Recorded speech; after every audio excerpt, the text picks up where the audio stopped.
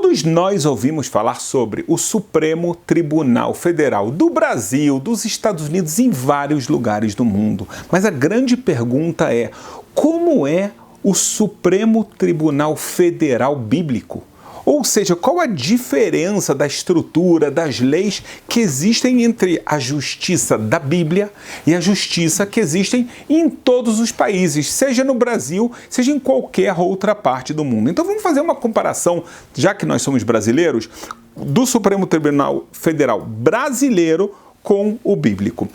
No Brasil, é claro que o Supremo Tribunal é a última instância de julgamento, não cabendo recurso depois que eles julgam algo a nenhum outro órgão, nenhum outro tribunal. Por isso que eles são chamados de Supremo Tribunal. Eles são compostos por 11 juízes que são chamados de ministros, mas não confunda com os ministros do Poder Executivo, né? Aqueles ministros da energia, ministro da economia, assim por diante. Eles são ministros, mas é só o nome deles. Eles são, na verdade, juízes. Como eles são eleitos ministros, ou em outras palavras, juízes do Supremo Tribunal Federal, se a gente vai facilitar, vamos chamar já de STF. No Brasil, a fórmula é que o presidente da República é quem escolhe o juiz. O juiz ele tem que ter entre 35 e 70 anos, ser considerado um jurista muito importante, que não há dúvidas sobre a sua honestidade, o seu conhecimento jurídico das leis, e assim ele é eleito. Até quando ele exerce o cargo de ministro do STF, até a aposentadoria dele, que é com 75 anos, ou pode acontecer algum caso de alguém simplesmente se demitir, se exonerar do cargo, e aí vai haver a necessidade de um substituto. Então, o presidente da República, naquele momento, ele poderá escolher aquele que ele pensa que é a pessoa mais adequada para ser o novo ministro, mas esse ministro vai ter que passar pelo Senado Federal. Depois que o Senado Federal aprova aquele candidato, então vem o presidente novamente e agora realmente ele torna aquele candidato como um dos 11 ministros do STF. Basicamente é assim que funciona. Agora, como é uma instância de poucos juízes, pensem só, a gente está falando de mais de 200 milhões de habitantes, e você tem 11 juízes nessa instância, então realmente só os casos que estão ligados à natureza de segurança do país, de coisas que envolvem temas muito específicos. Então, basicamente, se a gente fala do Código da Justiça Brasileira, a gente está falando do STF, que vai julgar, então, casos específicos, casos considerados de segurança nacional e assim por diante, baseados na Constituição brasileira. Agora vamos para a Bíblia. A Bíblia trata desse caso de uma forma muito clara. O primeiro caso que a gente vê é quando Moisés, ele estava no deserto. O seu sogro, Itró, vem visitá-lo, e quando ele vê que Moisés, ele está ocupado desde a manhã até a noite, julgando todos os casos que aparecem. Itró fala: olha, o que você está fazendo não funciona, não dá certo, porque você não vai aguentar e para o povo também isso é muito cansativo. A fila está muito grande. Moisés, você tem que agora escolher pessoas que elas são pessoas muito sábias, pessoas extremamente honestas, muito capazes, e essas pessoas vão formar tribunais. E ele já traz aqui, vejam só que genialidade, a gente está falando no livro de Êxodos, e Itró fala, e não somente que vão ter tribunais, mas como a gente sabe que existem pessoas com níveis diferentes de conhecimento das leis, então você vai fazer tribunais de coisas mais simples até tribunais cada vez em instâncias mais elevadas. E Moisés, se chegar a um ponto em que realmente você vê que nenhum dessas instâncias conseguiu saber a resposta, então assim você será o Supremo Tribunal. Isso é na época de Moisés. Então a gente já vê uma primeira estrutura, que existem várias instâncias e Moisés por ser um homem único na história bíblica, com conhecimento e uma proximidade de Deus. Veja bem, quando Moisés não sabia algo, ele imediatamente se comunicava com o Criador e ele tinha a resposta. Veja o caso das filhas do homem que se chamou Tzlofchad no livro de Números. Quando ele não sabia a lei, ele não inventou, ele não falou, olha só pessoal, é assim, mas não era bem assim. Não, ele falou, eu não sei, a pergunta de vocês é ótima, eu vou consultar o Eterno. E assim foi.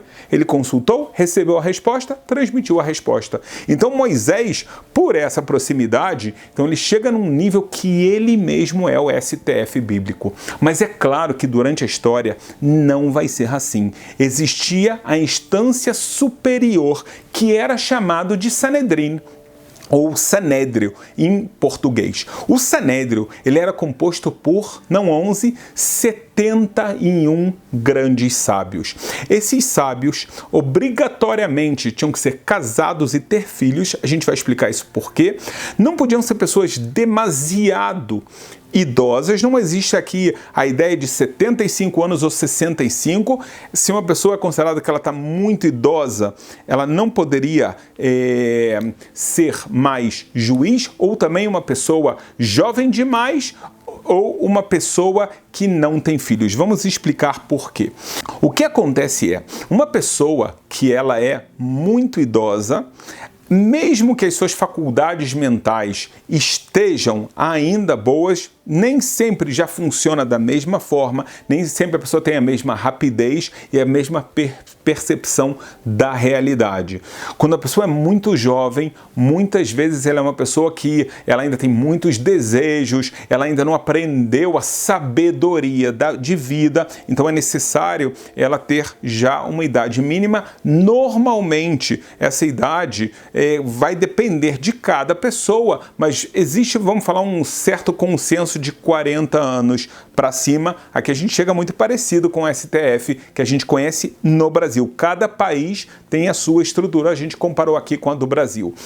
Além disso, a gente falou que tem que ser uma pessoa que tem filhos. Por quê? A Bíblia considera uma pessoa que não tem filhos, ela não sabe completamente, ela ainda não descobriu completamente o que significa o amor. Porque, por exemplo, se é julgado um caso de vida e morte, e uma pessoa é condenada à morte, uma pessoa que tem filhos, ela entende o que aquela família está passando, ele entende o que aquela mãe, aquele pai está passando, então ele vai julgar de uma forma verdadeira, mas ele sabe também o que está acontecendo, ou seja, ele sabe a gravidade. Já uma pessoa que não tem filho, ele pode imaginar o que é, mas ele não sente verdadeiramente, tá? É a mesma coisa que a gente falar uma pessoa que já descobriu o que é o amor, um amor verdadeiro, e uma pessoa que não conhece isso. Então ela pode imaginar o que é amor, mas até ela viver isso, ela não sabe o que é. Então a gente está vendo aqui, é interessante, a gente falou um pouco da idade da pessoa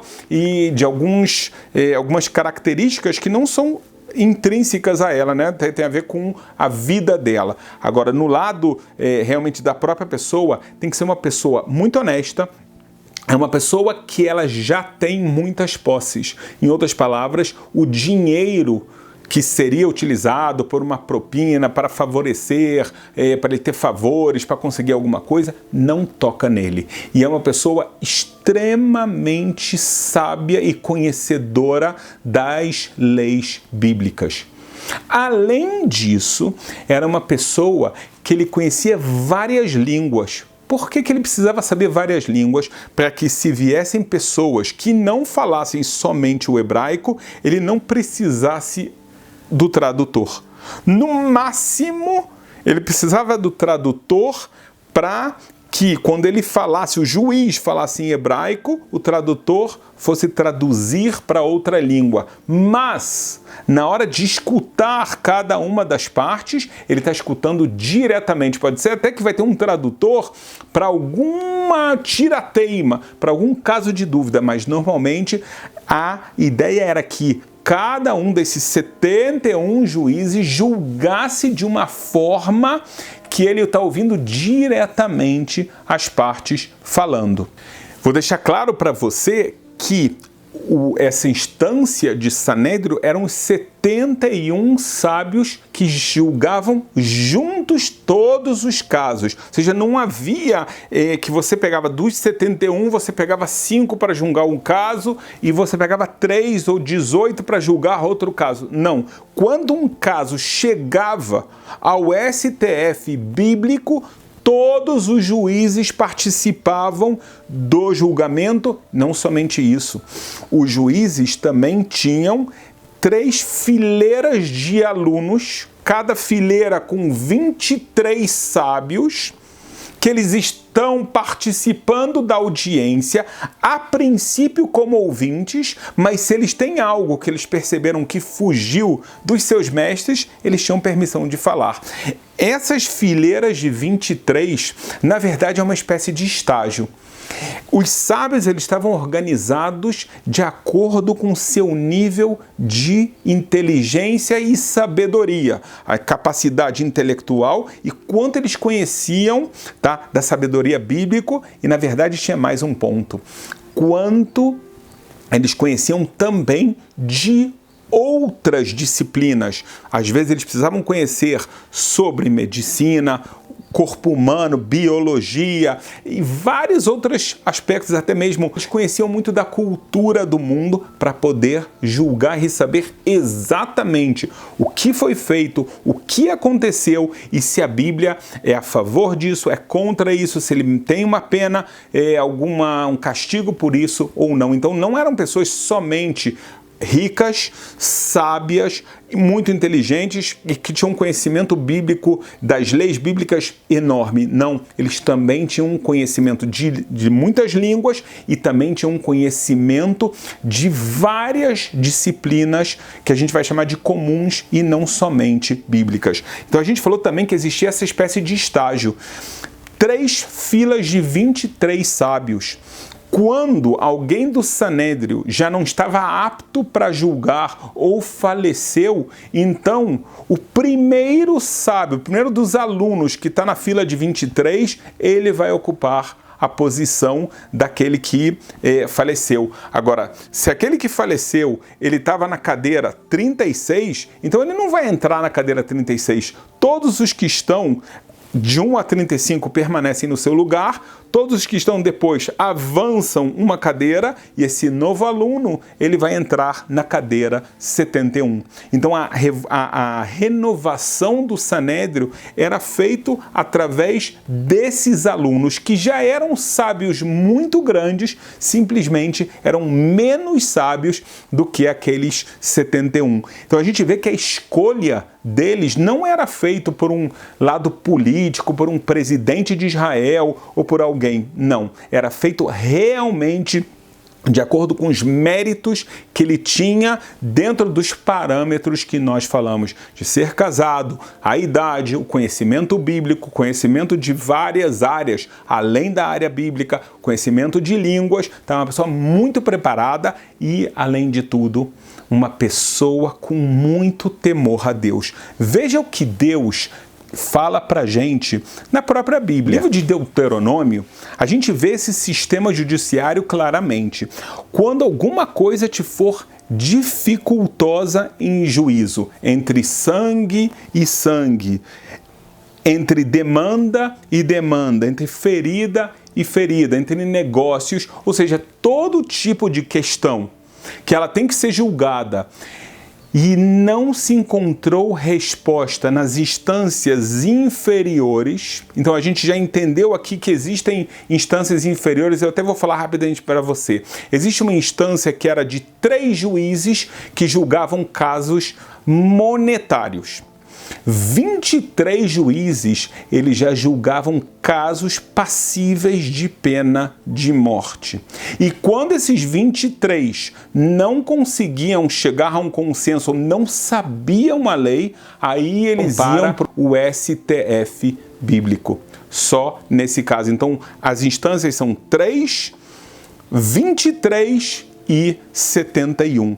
Não somente isso, a gente vê que está escrito que cada cidade tinha os seus tribunais, cada tribo tinha a obrigação de ter tribunais de 3 e 23. Não precisava ser só um tribunal de 3 ou de 23. Se você tem sábios para assumir essas posições, então quanto mais melhor, para que o sistema judiciário seja um sistema ágil. E aqui você vai ver mais uma diferença muito grande.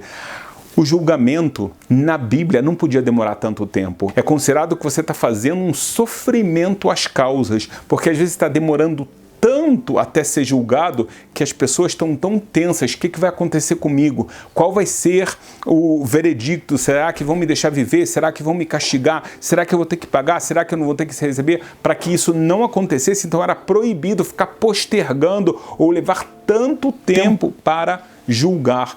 Por isso que a ideia era, se você tem pessoas idôneas com a capacidade, então você vai fazer vários tribunais de 3 pessoas, vários de 23 e somente um de 71. E onde ficava o de 71? Veja o que a Bíblia vai falar para a gente.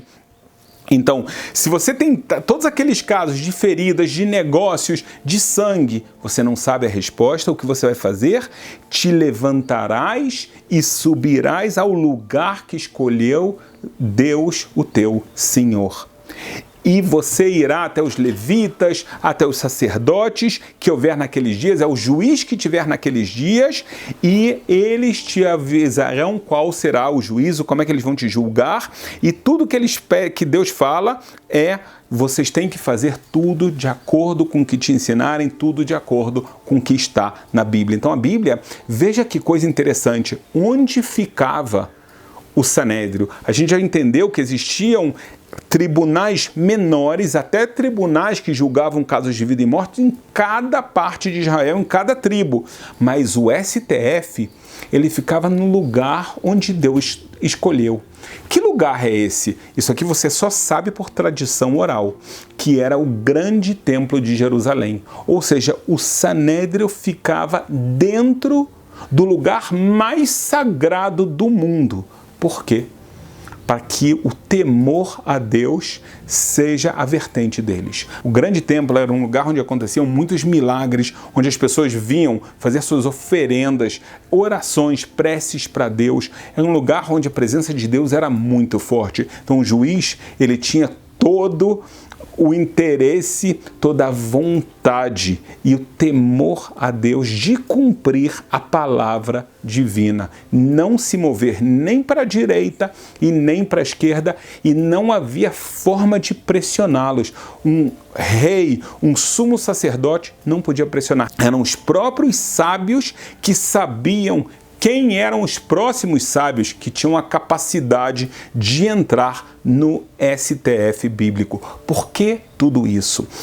Porque a Bíblia considera a injustiça um pecado gravíssimo. Quando não há justiça, quando o pobre é maltratado, ou mesmo uma pessoa que deveria ganhar, mesmo que ele não é pobre, e trocam a lei que seria a lei da Bíblia, então vocês serão castigados e muitas vezes até expulsos da terra por causa dessa lei. Esse é um dos motivos que a cidade de Sodoma foi destruída. A gente tem um excelente vídeo no canal sobre o STF de Sodoma. Era realmente algo sodômico, era completamente maluco. As leis lá eram completamente anormais, que feriam todos os princípios bíblicos de bondade, de ajuda, de caridade. Por isso Deus vai e destrói Sodoma. A gente vê também no caso de Acabe e Jezabel, quando eles fazem um julgamento mentiroso com Nabote.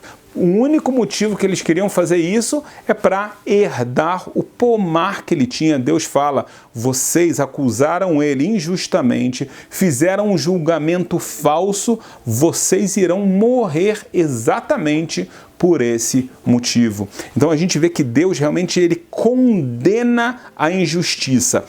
A gente falou até agora então da estrutura muito diferente que existe entre o STF de qualquer país e o STF bíblico. Mas existe mais uma diferença que ela é abissal, que é a seguinte: todos os países vão julgar de acordo com a sua Constituição que foi feita por seres humanos. Já o STF bíblico, ele vai julgar de acordo com as leis que Deus falou, que essa é a justiça, essa é a honestidade e essa é a vontade dele. Então a gente vê realmente diferenças muito grandes entre o STF que existe em cada um dos países e a vontade realmente de justiça que aparece na Bíblia.